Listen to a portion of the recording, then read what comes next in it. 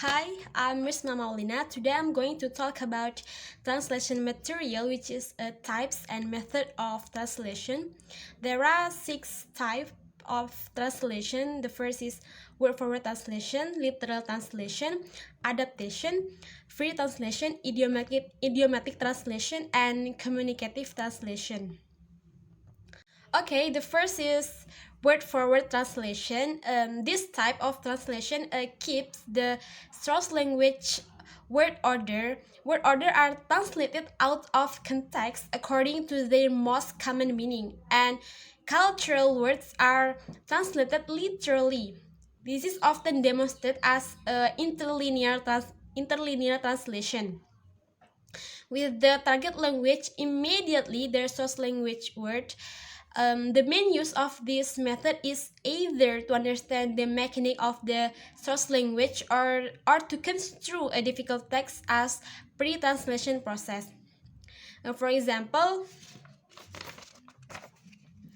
the source language is English and target language is Indonesia. Then we translated into target language. Who has he been living with? Then we translate into bahasa Indonesia. Siapa telah dia tinggal dengan? Each word in the source language is translated into target language. If one of them has not a corresponding form, the word can be left untranslated. For example, the word bin, we don't need to translate it. Then the second is literal translation. The source language grammatical construction are converted to their nearest target language equivalent, but the lexical words are again translated out of context. As pre-translation process, it indicates problem to be solved. It takes place when the source language and target language share parallel structure. For example, source language is English and target language is Indonesia. Then we translated it. He has left before us. Then we translated into bahasa Indonesia become beliau sudah mendahului kita.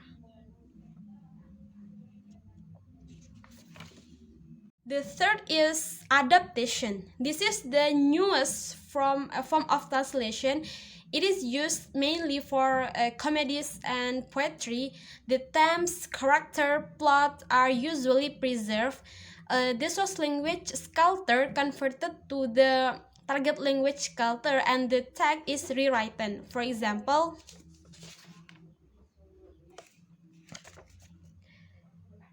as white as snow. Then translated into bahasa Indonesia become seputih kapas.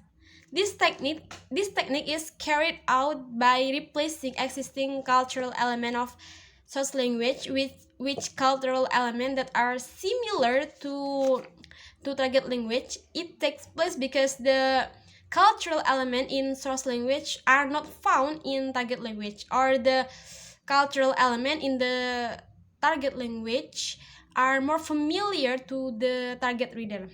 This technique is the same as the culture equivalent. Then the fourth is free translation. Free translation reproduce the matter without the manner or the content without the form of the original. Usually it is a paraphrase much longer than the original, a so-called intralingual translation, often prolix and pretentious, and not translation at all. For example, the flowers in the garden. Then we translated into bahasa Indonesia become bunga-bunga yang tumbuh di taman.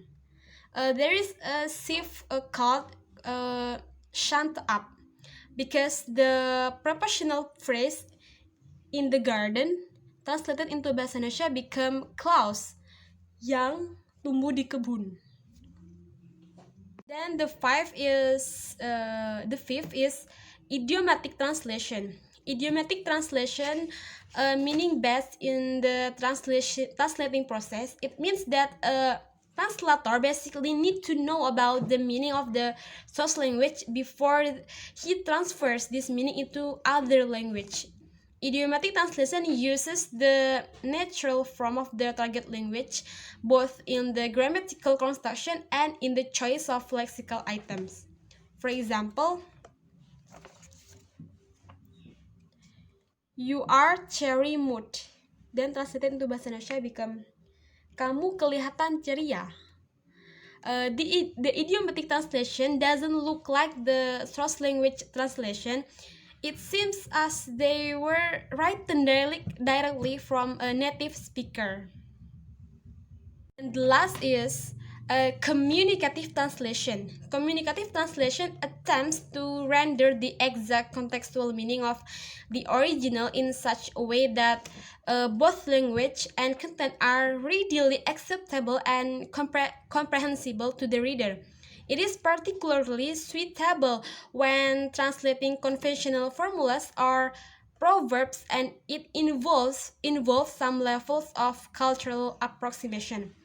Communicative translation aspires to create the same effect created by the source language text to the target language reader.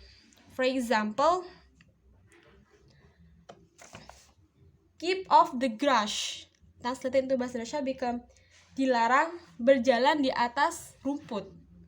Communicative translation favor to the target language reader, and should change it become a structure that not only acceptable in target language but also flexible and elegant. That's enough for today. Thank you for watching.